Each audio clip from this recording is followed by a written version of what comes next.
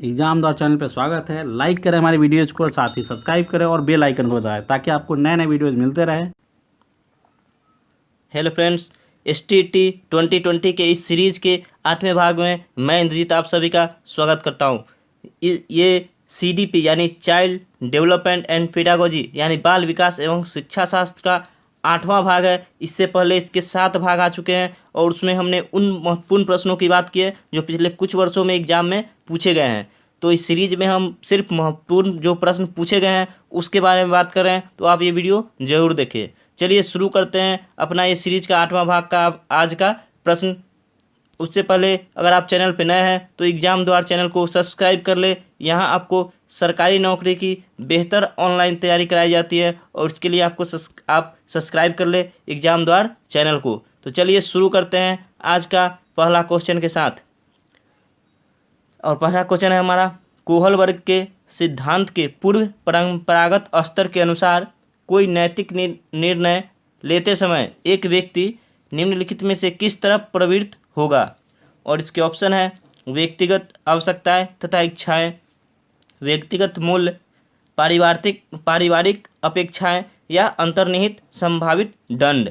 तो कोहल वर्ग के सिद्धांत के अनुसार पूर्व परंपरागत स्तर के अनुसार कोई व्यक्ति निर्णय लेते समय किस तरफ प्रवृत्त होगा, तो इसका सही आंसर होगा ऑप्शन बी, व्यक्तिगत मूल्य की तरफ प्रवृत्त होगा। कोई भी व्यक्ति जो पूर्व परंपरागत स्तर के अनुसार अगर कोई निर्णय लेगा तो व्यक्तिगत मूल्य की तरफ प्रवृत्त होगा।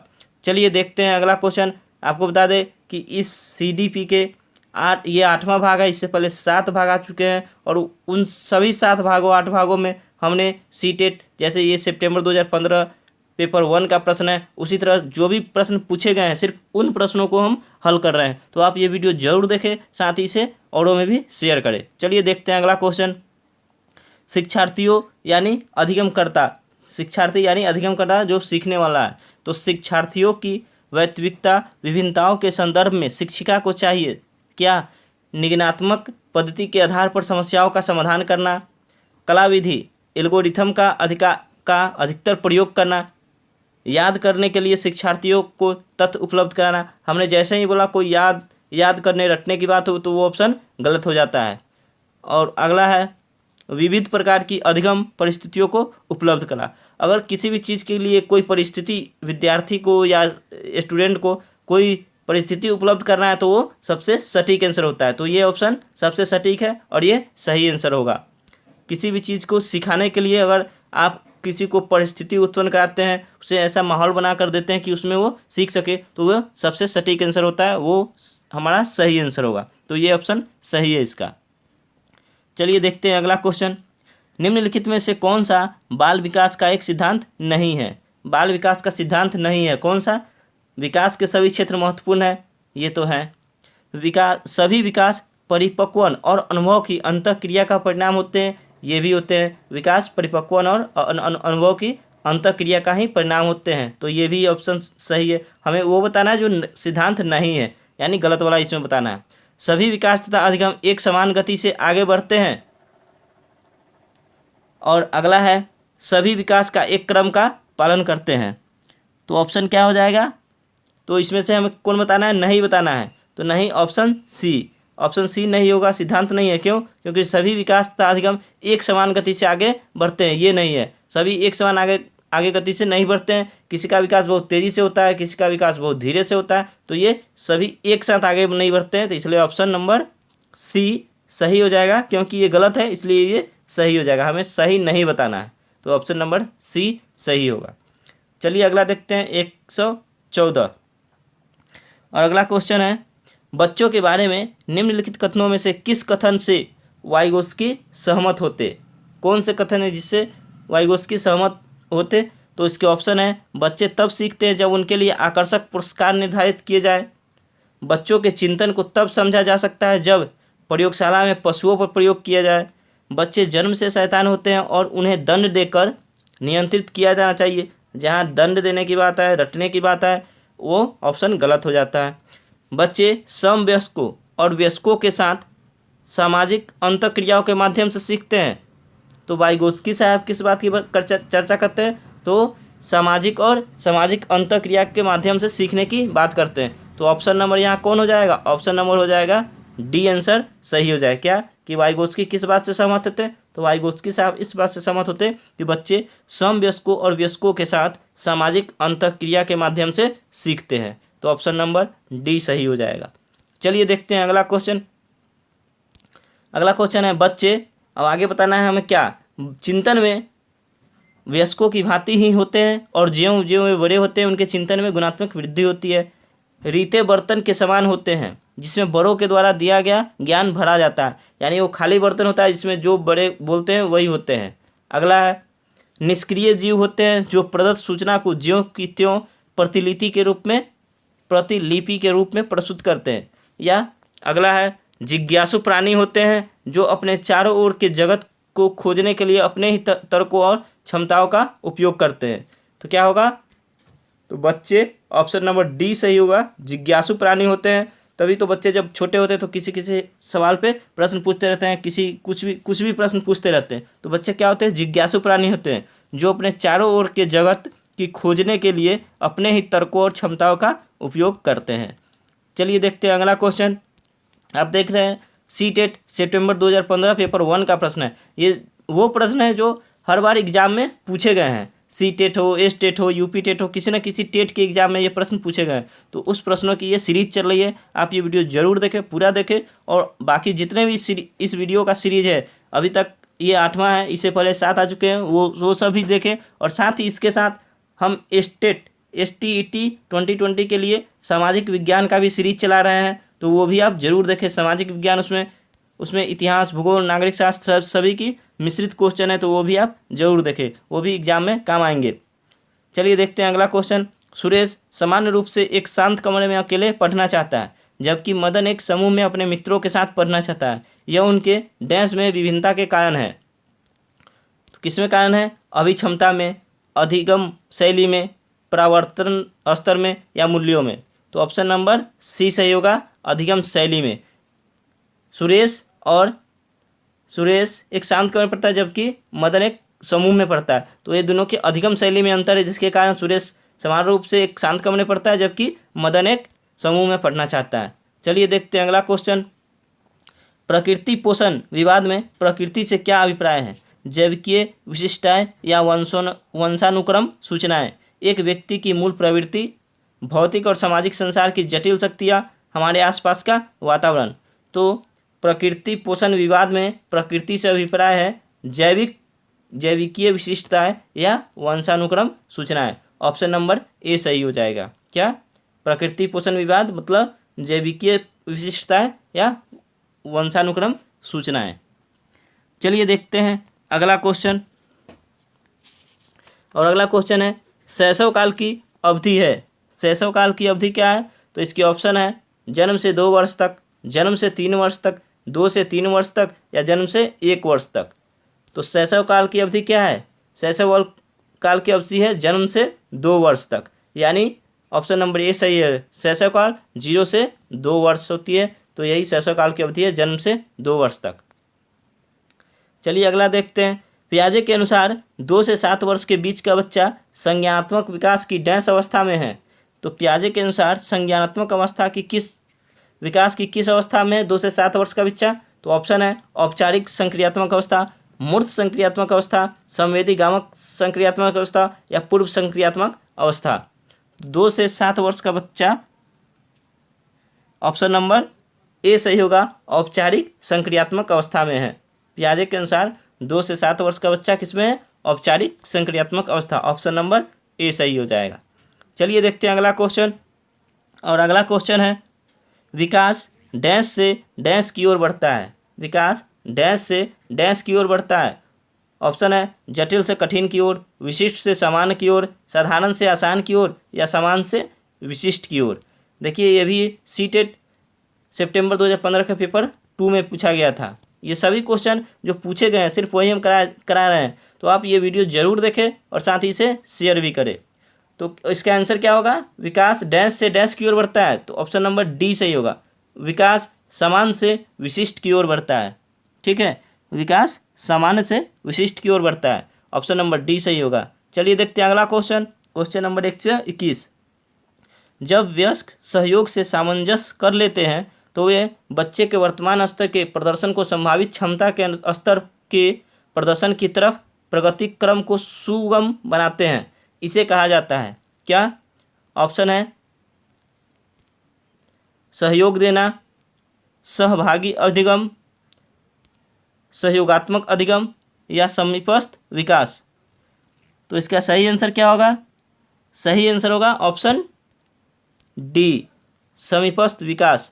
यानी समीपस्थ विकास का क्षेत्र कहलाता है जब वयस्क सहयोग से सामंजस्य कर लेते हैं और वे बच्चों के वर्तमान स्तर के प्रदर्शन को संभावित क्षमता के स्तर के प्रदर्शन की तरफ प्रगति का सुगम बनाते हैं। तो इसे कहा जाता है समीपस्थ विकास का क्षेत्र। जब बड़े बच्चे किसी बड़े की सहारा लेकर कोई किसी प्रश्न को हल करते हैं तो सहारा लेकर हल करते हैं, इसलिए इसे कहते हैं समीपस्थ विकास का क्षेत्र। चलिए देखते हैं अगला क्वेश्चन, क्वेश्चन नंबर 122। और क्वेश्चन क्या है? क्वेश्चन है नवीन जानकारी को शामिल करने के लिए वर्तमान स्कीमा में बदलाव की प्रक्रिया डैश कहलाती है। नए जानकारी को अगर हम लेते हैं तो अपने पुराने स्कीमा में जो चेंज करते हैं उसे क्या कहते हैं? ऑप्शन है आत्मसातकरण, समायोजन, अहम केंद्रीयता या अनुकूलन। तो इसका सही आंसर क्या होगा? सही आंसर होगा ऑप्शन डी, अनुकूलन कहलाता है। अगर हम नए जानकारी को शामिल करने के लिए वर्तमान स्कीमा में कुछ बदलाव करते हैं तो उसे अनुकूलन कहते हैं। चलिए अगला क्वेश्चन देखते हैं। मध्य बाल्यावस्था में भाषा डैश के बजाय डैश अधिक है। तो इसके ऑप्शन है सामाजिकृत, अहम केंद्रित, जीववाद, समाजीकृत। अगला ऑप्शन है, इसका दो ही ऑप्शन आया है,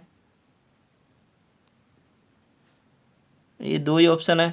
चलिए इन दोनों में से तो ऑप्शन कोई नहीं है। चलिए देखते हैं अगला, इसे छोड़ देते हैं हम क्योंकि इसके दो ही ऑप्शन है। चलिए मैं बता देता हूँ, बिना ऑप्शन के बता देता हूँ क्या होगा इसका आंसर। तो मध्य बाल्यावस्था में भाषा डैश के बजाय डैश अधिक है। तो मध्य बाल्यावस्था में भाषा परिपक्वन, क्या यहाँ पे आएगा परिपक्वन, परिपक्व के बजाय अपरिपक्व अधिक है। क्या हो जाएगा? मध्य बाल्यावस्था में भाषा यहाँ परिपक्व के बजाय अपरिपक्व अधिक है। ठीक है, तो ये दोनों ऑप्शन नहीं होगा, यहाँ दूसरा ऑप्शन होगा, ऑप्शन सी लिख लीजिएगा। यहाँ परिपक्व के बजाय अपरिपक्व अधिक है। चलिए देखते हैं अगला क्वेश्चन, क्वेश्चन नंबर 123, 124। और 124 क्या है हमारे? मानसिक संरचनाएं जो चिंतन के निर्माण खंड है, इसके लिए पियाजे ने किस शब्द या पद का प्रयोग किया है? इसके ऑप्शन है विकास के क्षेत्र, जीन, परिपक्वन प्रखंड या स्कीमा अवधारणाएं। तो मानसिक संरचनाएं जो चिंतन के निर्माण खंड है, इसके लिए पियाजे साहब ने स्कीमा यानी अवधारणाओं का शब्द का प्रयोग किया है, स्कीमा का प्रयोग किया है। तो ऑप्शन नंबर डी सही हो जाएगा। अगला क्वेश्चन है 125 नंबर। वाइगोस्की के अनुसार बच्चे स्वयं से क्यों बोलते हैं? वाइगोस्की के अनुसार बच्चे स्वयं से क्यों बोलते हैं? ऑप्शन है बच्चे अपने कार्य को दिशा देने के लिए बोलते हैं, बच्चे अपने प्रति वयस्कों का ध्यान आकर्षित करने के लिए बोलते हैं, बच्चे स्वभाव से बहुत बातुली होते हैं, बच्चे अहम केंद्रित होते हैं। तो बच्चे वाइगोस्की के अनुसार बच्चे स्वयं से क्यों बोलते हैं? क्योंकि बच्चे अपने कार्य को दिशा देने के लिए बोलते हैं। चलिए देखते हैं अगला क्वेश्चन। अगला क्वेश्चन क्या है? क्या बच्चे इसलिए भाषा अर्जित करते हैं क्योंकि उनमें आनुवंशिक रूप से ऐसा करने की पूर्व प्रवृत्ति होती है, या उनके माता पिता प्रारंभिक अवस्था से ही उन्हें गहन रूप से सिखाते हैं? यह प्रश्न आवश्यक रूप से दर्शाता है क्या? यह प्रश्न आवश्यक रूप से क्या दर्शाता है? बहुकारक योग्यता के रूप में विकास पर चर्चा। क्या विकास एक सतत प्रक्रिया है या एक असतत प्रक्रिया? भाषा विकास के संज्ञान पर प्रभाव या प्रकृति और पोषण पर बहस?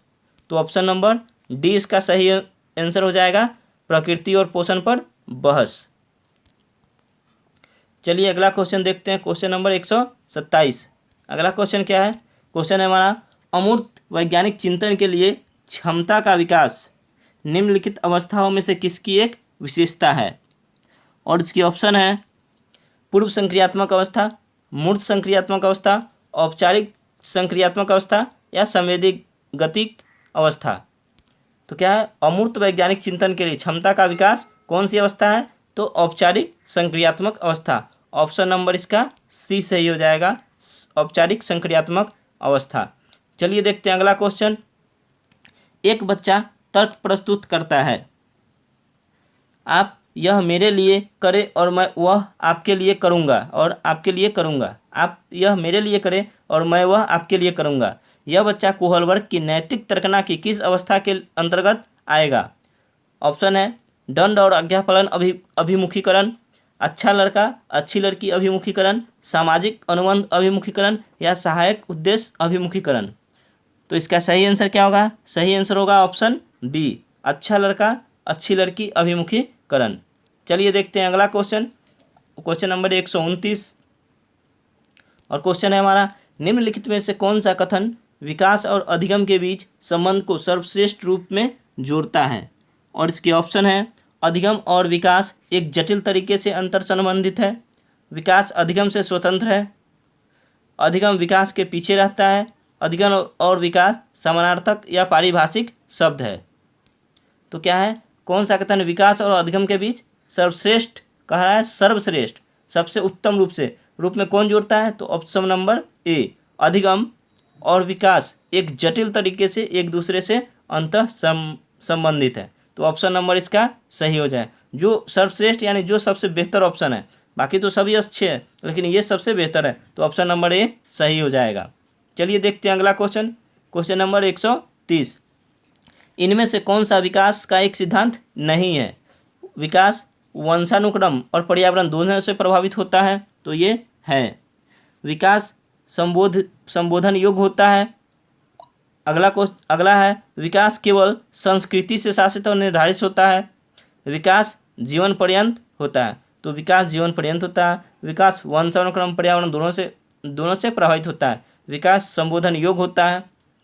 तो ऑप्शन नंबर क्या हो जाएगा, ऑप्शन नंबर सी, सिद्धांत नहीं है। जहाँ ये केवल शामिल हो गया, केवल हमेशा निगेटिव वर्ड होता है, तो ये ऑप्शन गलत हो जाएगा। तो विकास केवल संस्कृति से शासित और निर्धारित होता है, ये ऑप्शन नंबर सी गलत हो जाएगा।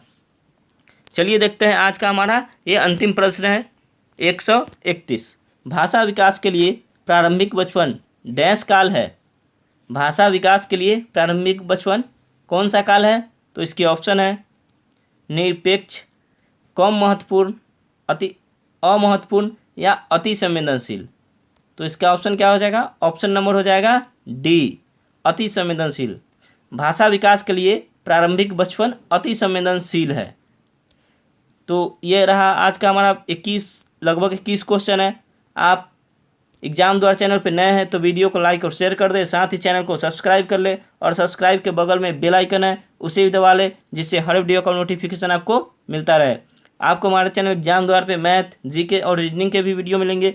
सभी का लिंक इस वीडियो के डिस्क्रिप्शन बॉक्स में दे दिया गया है, वहाँ से आप सीधे सभी वीडियो देख सकते हैं। आपको बता दें कि CDP के इस सीरीज के साथ ही CDP के इस सीरीज के साथ ही स्टेट सामाजिक विज्ञान